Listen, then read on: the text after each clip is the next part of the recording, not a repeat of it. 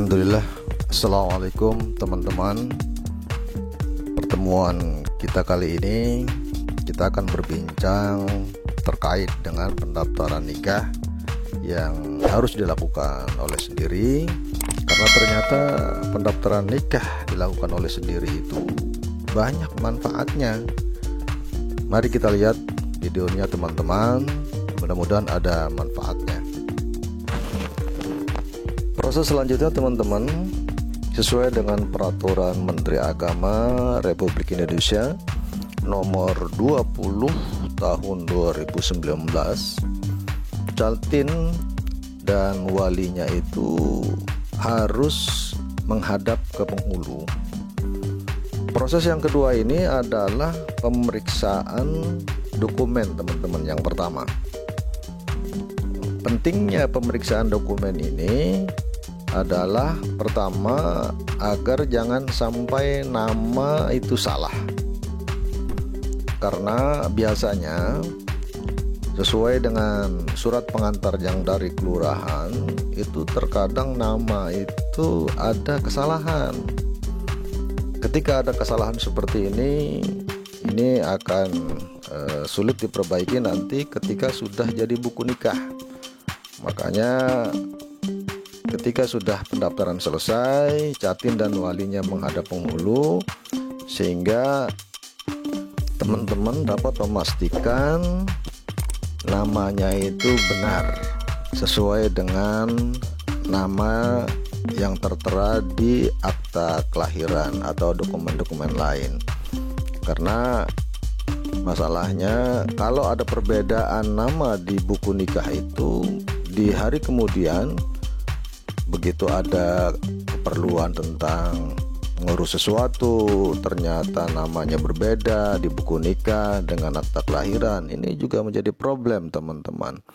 Oleh karena itu pastikanlah teman-teman mendapatkan nama yang benar di buku nikahnya itu. Selanjutnya adalah persoalan wali teman-teman.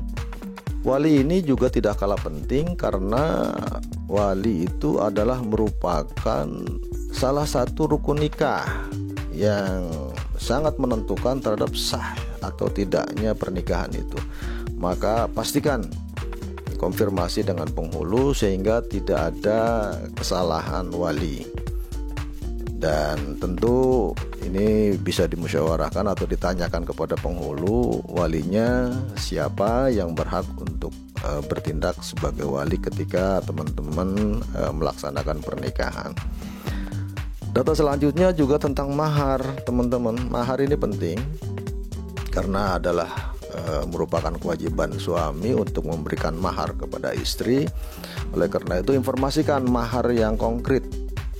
Jangan sampai di ijab kabulnya katakanlah 20 gram maharnya, begitu selesai ijab kabul dilakukan ternyata 20 gram itu dibagi dua, 10 gram untuk suami, 10 gram untuk istri. Ini keliru. Karena apa? Karena mahar itu adalah mutlak miliknya istri.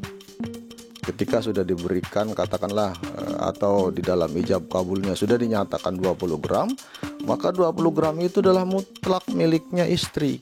Jangan kemudian dibagi 10 gram ke suami, 10 gram untuk istri. Ini keliru teman-teman. Ini jangan sampai terjadi seperti itu. Yang selanjutnya adalah data tentang pekerjaan. Data tentang pekerjaan ini KUA itu merujuk kepada surat pengantar perkawinan dari kelurahan. Seringkali terjadi status pekerjaannya itu sesuai dengan KTP. Sesuai dengan KTP. Kalau di KTP-nya masih pelajar atau garis miring mahasiswa dan ini tidak dibetulkan, maka di buku nikahnya status pekerjaannya pelajar dan mahasiswa. Nah, ini juga datanya tidak real. Maka kalau seandainya teman-teman mendaftarkan pernikahan itu sendiri, tidak diwakilkan, maka segala sesuatunya itu bisa dikonfirmasikan kepada penghulu, sehingga buku nikah ketika diterbitkan itu semua apa yang tertera di dalam buku nikah itu adalah sesuai dengan data real, teman-teman sekalian. Pemeriksaan yang tidak kalah penting dengan pemeriksaan data adalah pemeriksaan terkait dengan memastikan ada atau tidak adanya halangan untuk nikah. Kenapa ini penting? Karena di dalam struktur hubungan keluarga itu ada yang disebut sebagai mahram. Ada yang halal kita nikahi, ada yang haram untuk kita nikahi. Katakanlah seorang paman haram menikahi ponakannya, atau begitu juga ada seorang catin, baik itu CPW dengan CPP itu masih ada hubungan sesusuan. Apakah waktu kecilnya pernah disusui oleh salah satu ibu, ternyata dua-duanya pernah disusui oleh seorang ibu atau seorang perempuan. Ini maka ketika dua catin ini atau CPP dan CPW ini pernah disusui oleh satu perempuan, maka sesungguhnya ini hukumnya adalah masih saudara. Itu nggak bisa untuk melakukan pernikahan. Apalagi ya terbukti bahwa menyusuinya itu sudah berbulan-bulan, sudah lama waktunya, maka ini nggak boleh. Teman-teman sekalian, untuk memastikan hal lain yang ada hubungannya untuk kepastian tidak adanya halangan menikah ini adalah soal iddah. Soal masa iddah. Masa iddah ini ya bagi CPW yang janda cerai ini ada dua ya. Bisa ditalak satu, bisa ditalak bain ya, atau juga ya bisa juga janda yang ditinggal mati oleh suaminya. Nah, ini penting, harus dijelaskan kepada penghulu, karena ketika CPW itu adalah janda talak satu, maka iddahnya akan berbeda dengan janda yang tinggal mati oleh suaminya. Kalau janda yang ditalak satu itu ya iddahnya itu 3 kali sucian ya, kurang lebih kalau untuk amannya ya kita kurang lebih itu 3 bulan 10 hari lah. Tapi kalau janda ditinggal mati oleh suaminya, iddahnya itu adalah kurang lebih ya 4 bulan 10 hari. Ya kalau kita hitung hari ya, Al-Quran juga mengatakan seperti arba'ata asyhuri wa asyra. Jadi 4 bulan 10 hari itu untuk masa iddah janda yang ditinggal mati oleh suaminya. Nah, beda lagi dengan janda yang ditalak bain oleh suaminya. Nah, saya kira ini ya, perempuan yang ditalak bain oleh suaminya ini bagaimana kedepannya nanti bisa nikah lagi dengan pria lain, saya kira membutuhkan waktu lain untuk kita bahas secara detail, teman-teman. Oke. Yang selanjutnya adalah penting juga kita lihat, teman-teman, CPW itu masih ada ikatan suami istri dengan nikah syar'i atau tidak.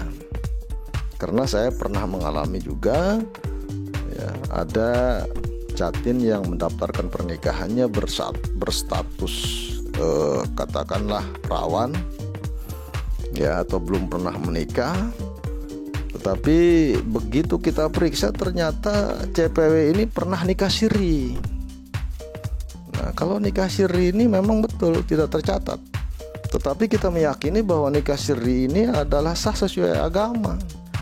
Maka kalau mau menikah lagi dengan pria lain secara resmi, ini harus kita lihat dulu ya, perceraian dengan suami yang menikah sirinya itu sudah diselesaikan belum, iddahnya sudah selesai belum. secara benar. Ini teman-teman yang perlu kita lihat juga.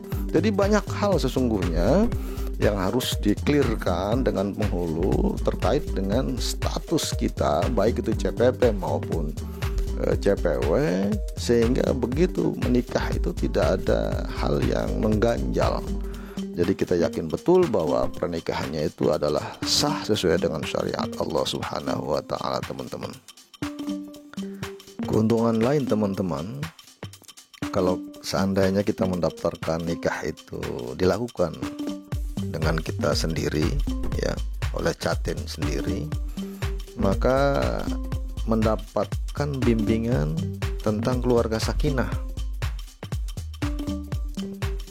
Bimbingan keluarga sakinah ini memang ada kalanya dilakukan secara kolektif, ya. Bisa 15 pasang, ya. Bisa 10 pasang. Nah, ini kalau kita lakukan secara kolektif dengan sistem yang sudah resmi diprogramkan oleh KUA atau diprogramkan oleh Kementerian Agama. Tetapi kalau seandainya bimbingan tentang keluarga sakinah ini tidak dapat dilakukan dengan cara kolektif, bisa juga dilakukan dengan cara face to face dengan penghulu langsung. Apakah terkait dengan persoalan-persoalan teknis pernikahan yang akan dilakukan nanti, ataupun juga hal-hal lain yang bisa ditanyakan langsung kepada penghulu yang ada kaitannya dengan hukum munakahat atau hukum pernikahan secara Islam itu seperti apa gitu. Jangan sampai kita melaksanakan syariat Islam tujuannya ibadah, ya, tapi prakteknya seringkali kita justru melupakan ibadah lain yang juga tidak kalah penting. Dan itu adalah merupakan kewajiban teman-teman.